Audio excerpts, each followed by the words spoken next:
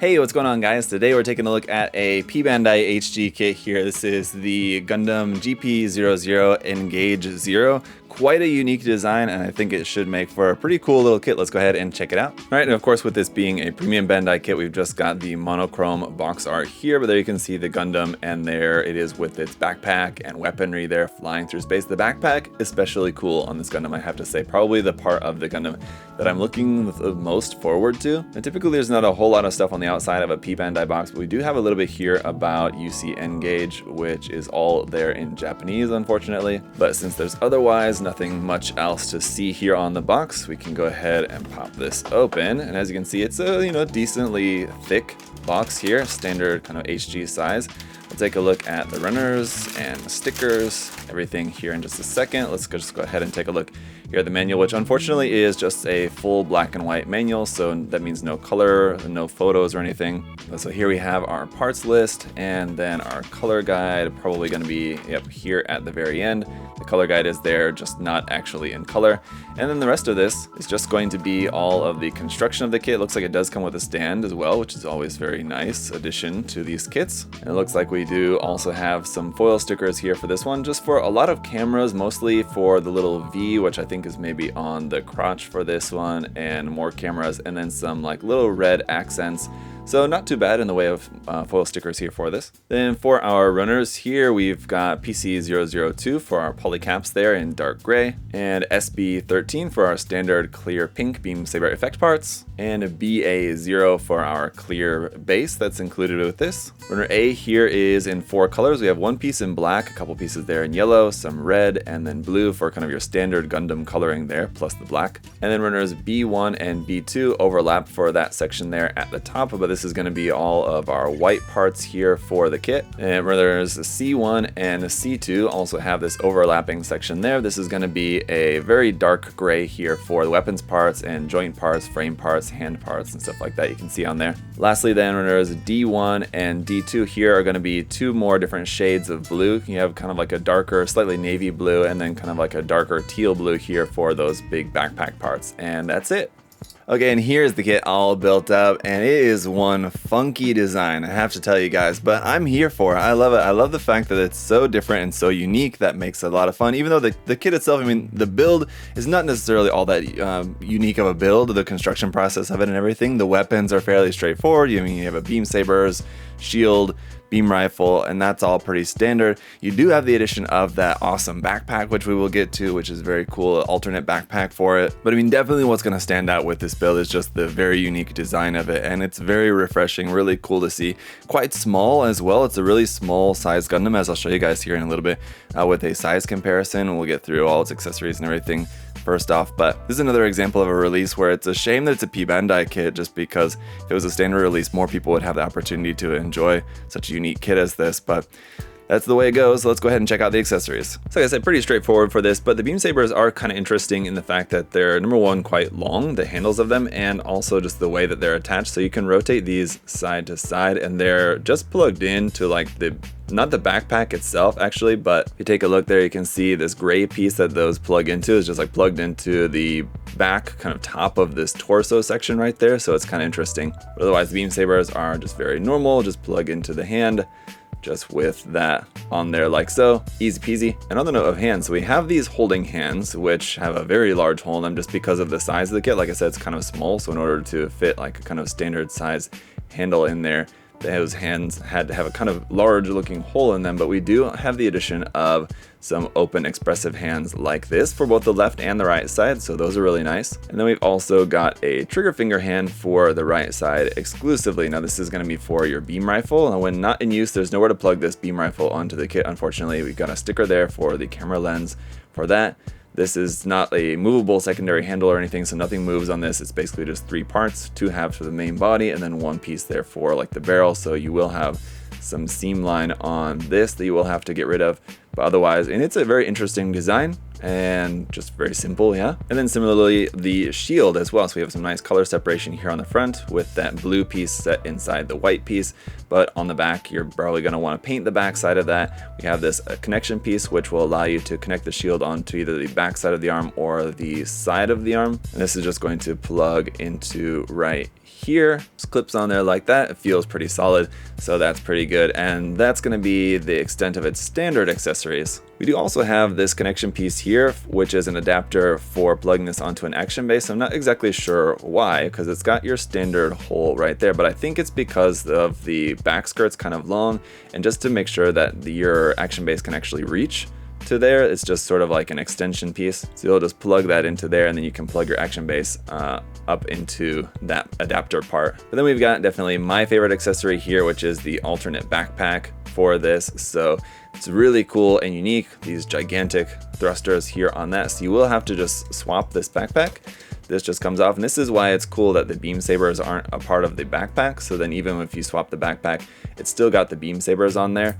So you're just gonna pop this off, and that part should come out of there like that. That's what your backpack connection looks like. Unfortunately, it's not like the two pegs on there. So while it would be pretty easy to modify this to be able to plug this onto any different mobile suit, if it was like your standard 2-peg adapter system, then you could very easily plug this onto many more HGs, but you can see that just plugs onto there like that very simply. Now the one thing that's going to kind of be missing is that on your standard backpack you've got that sticker right there for the center. You've got the same kind of similar spot for that. I think it might be a little bit different size, but there's no sticker for this one on this backpack. And on the note of the stickers then, all the little red stripes that you see around on the kit are stickers. So they're on the backpack, here on the back side of the arms, on the legs, the front of the knee, and the top of the foot. Those are all stickers. And focusing into here, the little yellow V on the crotch, unfortunately, yes, that is a little yellow sticker. We got little black stickers that go inside the chest vents, a little green sticker right there in the center of the chest, and then obviously these parts there for the sides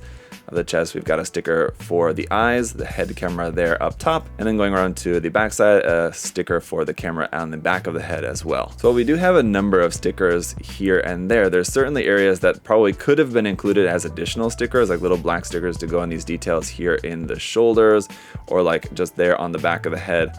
These little details kind of right there could have been additional little black stickers similar to like what we have here on the front of the chest. But you know, without stickers, those are very easy details to just go ahead and paint in. Similarly, like down here on the kind of back of the legs, these little bits right in there, these are all areas that are definitely going to be benefited by, at the very least, doing some panel lining on this kit, just because the white is a pretty bright white. And so as you guys are probably noticing, a lot of details kind of hard to see if you don't accentuate them with some panel lining. Up here, the Vulcans on the head as well, definitely could use a little bit of panel lining up there. Now for a size comparison, here it is with the 1/44 Strike Gundam, and you can see it's not like terribly smaller.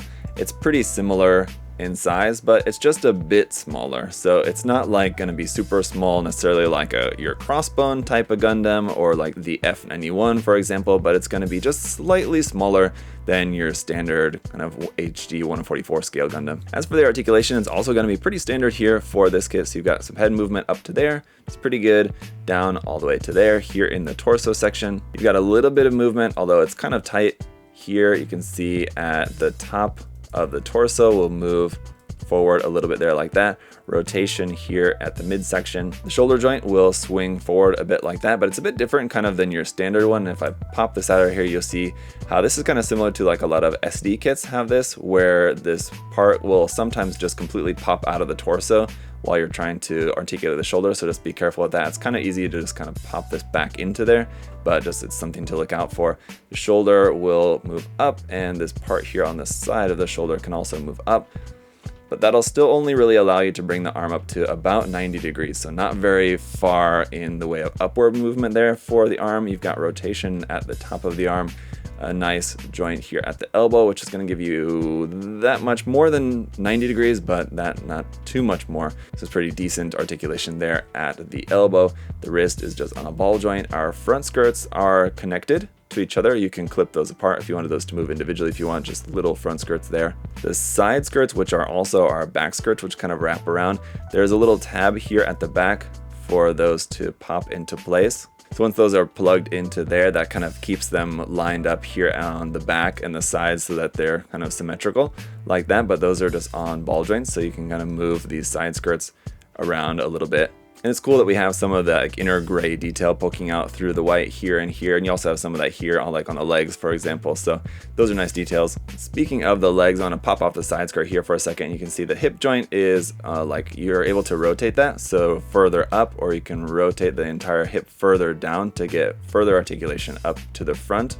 But unfortunately, you are still going to be a little bit limited because these front skirts don't move up any further than that, so you can really only get the leg not even to 90 degrees to the body, unfortunately. So you're going to be able to get it up to about there, and you do have a double joint at the knee, which gives you a pretty nice full bend there. Some rotation here at the top of the thigh as well, and you can bring the leg all the way out to the side, no issues with that. And then down here at the ankles, this little bit of armor here at the front will move up and down a little bit, although there's really not too much purpose to that, really, because the ankle will move down and up to the front to right there, and the only reason you would really need that to move is if you had the foot like even further like that, which is pretty crazy. You're probably never going to have that like that. That said, underneath the feet, nice full detail there. That's nice to see. And then we do have like kind of a double ball joint here, so side to side movement of the foot also not going to be too much of an issue. So there you have it, guys. While the articulation is not anything too outstanding or anything to write home about, it's good enough to be able to get the kit into pretty much any pose that you might want for just your kind of standard HG. And that's the thing that I feel like I keep mentioning, so I keep coming back to that, so I might as well talk about that, is that a lot of this kit does feel very standard. It's just kind of dressed up in a new kind of costume, I guess, as it were. So that's going to be the main thing that you're going to be getting with this kit. You're not going to be getting anything, you know, super fantastic or impressive as far as just like the general construction of the kit. There are some nice details on there. I do like the fact that, like, for example, you have the full details under the feet. That's something that even not a lot of HGs, not all HGs are guaranteed to have that. You have some hand options, which are nice. That's also not necessarily guaranteed in all HGs. And then you have, you know, fairly standard and not necessarily all that exciting loadout for the shield and beam sabers and beam rifle, but the addition of the backpack is a really cool accessory in there to have as well. So this is definitely one of those that I'm really only going to recommend if you're a fan of the design, because if you're a fan of the design, then you'll love this kit. But if you're not necessarily all that into the design, this doesn't really offer too much for you. And with it being a P-Bandai release, you know, it is going to be a little bit more expensive for most people if you're not living in an area where you're able to get P-Bandai stuff directly from Bandai. But like I said earlier, it is a shame, because if this was a standard release and, you know, you were able to get it for, you know, around $17, $18, something like that, just kind of pretty standardly from any particular retailer of your choice, then it is something that I would recommend for more people to try out, just because it is a pretty unique design. But yeah, unfortunately, that was not the case with this release. So let me know your guys' thoughts down in the comment section below. What do you think about this? I think it's a really cool kit, really cool design. I do, like I said, I find it very refreshing, the design of this, so it's quite nice. Even though I don't think I'm going to be awarding it like Kit of the Year or anything like that, I think it's a pretty cool design, so I'm very happy with this. But I'm interested to hear your guys' thoughts, what you think about it, just because it is so unique. If you guys are looking for some more Gundam kits or anything else from Bandai just in general, of course, you know, you can check out the link in the video description to USA Gundam Store. Got all sorts of cool stuff there for you guys to check out. And if you'd also like to like and subscribe while you're here, I'd greatly appreciate it. But thank you all so much for all of your support. Hope you all have a great day, and I'll see y'all next time. Bye, guys.